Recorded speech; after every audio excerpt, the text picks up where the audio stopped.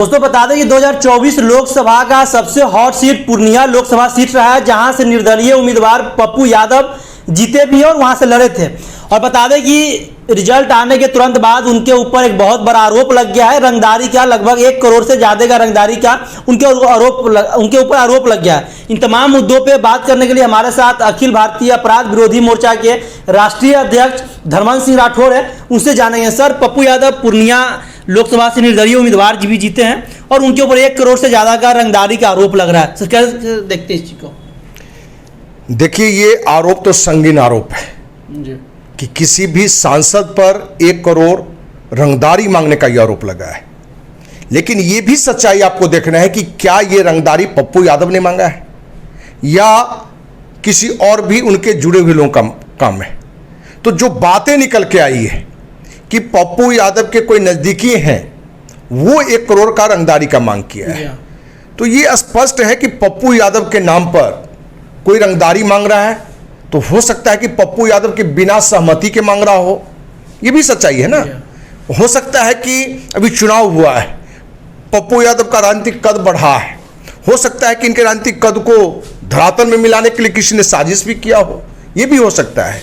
क्योंकि 3 दिन पहले एक भूमाफिया दुष्कर्मी बेंजेक्स गीता विहार के मालिक राजेश कुमार, उसने हमें भी धमकाया था जी, पप्पू यादव नाम। हाँ, बिल्कुल पप्पू यादव का नाम लेके, जो अब 3 दिन पहले आप वीडियो पर यूट्यूब पर देखेंगे भी। जी हाँ, ठीक ना, ये डला हुआ है, कोई नई बात हम नहीं बता रहे हैं।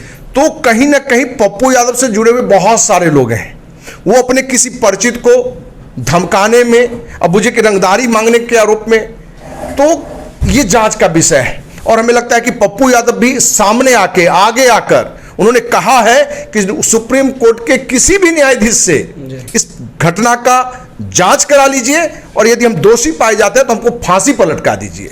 जो व्यक्ति आरोप लगाया तो पप्पू यादव का सरेआम नाम ले रहे हैं।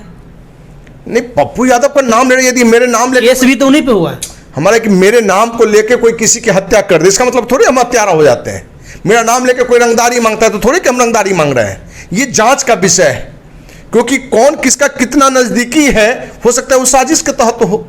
और अभी तो पप्पू यादव का सबसे बड़ा विरोधी पूरे चुनाव में निकल के आया तेजस्वी यादव। हो सकता है तेजस्वी यादव की रणनीति हो सकता है, हो सकता है कि जदयू का उम्मीदवार हारा है उसका हो सकता है बीमा भारती का हो।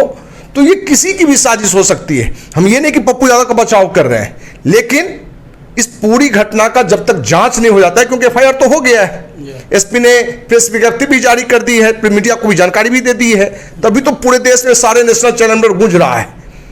तो इस मुद्दे पर हम पप्पू यादव को एक पक्षीय अपराधी नहीं मान सकते हैं, दोषी नहीं मान सकते हैं।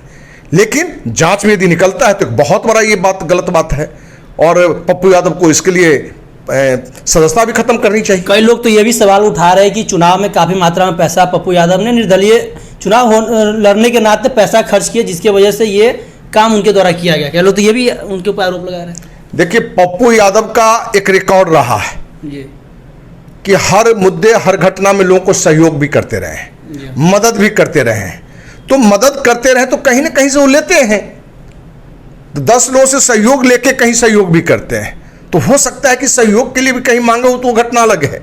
लेकिन किसी एक व्यापारी से, वो भी दिया गया कि कोई फर्नीचर व्यापारी से 1 करोड़ की रंगदारी मांगी गई है, जबकि उसने एक स्पष्ट बात दिया है कि व्हाट्सएप कॉलिंग के तहत 2021 में भी पप्पू यादव खुद बात करके भी मांगा था 10 लाख रुपया। तो हो सकता है कि 10 लाख 5 लाख किसी संपन्न व्यापारी से कोई सहयोग राशि मांग सकता है किसी अच्छे काम के लिए। इसका मतलब नहीं कि वो रंगदारी है, लेकिन उसने इस बार चर्चा में 2021 की चर्चा किया। तो हम उस व्यापारी के बारे में भी कहना चाहेंगे कि उसको 2021 में ही एफआईआर करना चाहिए था पप्पू यादव पर। यदि उसको लग रहा था कि रंगदारी है 10 लाख, रकम तो कोई भी छोटा बड़ा लग रहा है। ये पप्पू यादव जो विरोधी है, जिसका भी नाम लिए तेजस्वी यादव, क्या इसमें तेजस्वी यादव का भी हाथ हो सकता है पप्पू यादव का नाम का धूमिल छल? नहीं, हमारा है कि अभी जो राजनीतिक द्वेष की भावना चल रहा है, उसमें कौन इस घटना को अंजाम दिया, ये तो जांच का विषय है। स्पष्ट रूप से कैसे कहेंगे कि तेजस्वी यादव का हाथ है? कैसे हम कह सकते हैं कि जदयू के नेता का हाथ है या किसी भी नेता का हाथ है? ये तो जांच का विषय है। लेकिन एक दृष्टि, प्रथम दृष्टि यदि देखा जाए तो इस पूरी घटना में हम पप्पू यादव को अपराधी नहीं मान सकते, अभी नहीं मानते हैं। बिल्कुल नहीं मानना चाहिए, क्योंकि आज के डेट में किसी भी बड़े नाम को लेकर किसी को धमकाना, रंगदारी मांगना या कोई पैरवी करना ये आम बात हो गया है। क्योंकि हमने बताया ना कि 3 दिन पहले, क्योंकि हमें मालूम है कि पप्पू यादव हमें जानते हैं और पप्पू यादव को मालूम है कि धनवंत सिंह राठौर को पप्पू यादव कौन को कहे, देश का प्रधानमंत्री धमका नहीं सकता है, और वो पप्पू यादव के नाम लेकर हमको धमका रहा है। तो इससे हमको लगा कि पप्पू यादव तो कहा ही नहीं होगा, क्योंकि पप्पू यादव को मालूम है कि धनवंत सिंह राठौर कौन है, वो किसी का नहीं सुन सकता है। पप्पू यादव जैसा 100 पप्पू यादव आएगा तब भी हम हिल नहीं सकते हैं। इसलिए कहीं से भी हमको इस केस में पप्पू यादव प्रथम दृष्टिया कहीं से अपराधी नहीं दिख रहे हैं। यदि कहीं से कोई बात है तो इसकी जांच होनी चाहिए, और जांच करके यदि जो भी दोषी है उस पर सरकार कार्रवाई करे। चलिए, तो हमारे साथ अखिल भारतीय अपराध विरोधी मोर्चा के राष्ट्रीय अध्यक्ष धनवंत सिंह राठौर थे। उनका साफ तौर पे कहना है जब तक इस पूरे मामले को जांच नहीं कर लिया जाता और उसमें जब तक पप्पू यादव अपराध नहीं दोषी करार किए जाते हैं तब तक उनको दोषी नहीं माना जाए। बाकी आपका क्या कुछ रहा है जरूर कमेंट बॉक्स के माध्यम से बताइएगा। धन्यवाद।